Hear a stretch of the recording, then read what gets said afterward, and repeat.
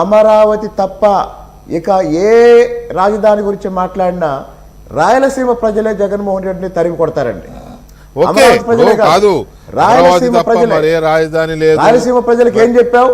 రాయలసీమ ప్రజలకి అమరావతి తప్ప ఇంకొక రాజధాని లేదు, అమరావతి తప్ప ఇంకొక రాజధాని సాధ్యం కాదు అని జ్యుడిషియరీ దీని ప్రకారం అర్థమవుతోంది, లేకపోతే ప్రజల దీని ప్రకారం అర్థమవుతుంది. కానీ ఇక్కడ ఏంటంటే ఒక ఎలక్షన్ పొలిటికల్ స్ట్రాటజీ నడుస్తుంది, క్లియర్గా అర్థమవుతోంది.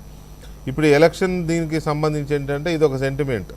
మనకి ఆ రాజధాని లేదు అసలు. మనకి ఒకటి ఇక్కడైతే ఒకటి వాస్తవం, సుబ్బారెడ్డి గారు చెప్పిన దాని ప్రకారం ఏపీకి ఇప్పుడు రాజధాని లేదని ఫస్ట్ టైం ఆయన ఒప్పుకున్నారు.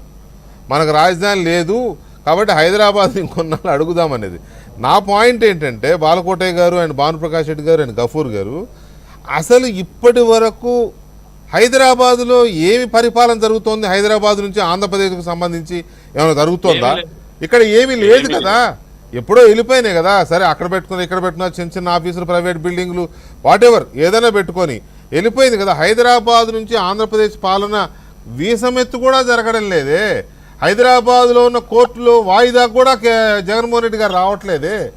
అలాంటి దానికోసం హైదరాబాద్ ఉమ్మడి రాజుగా కొన్నాళ్ళు పొడిగించాలనే ఆలోచన ఎందుకు వచ్చిందనేది చిన్న బ్రేక్ తర్వాత చర్చిద్దాం.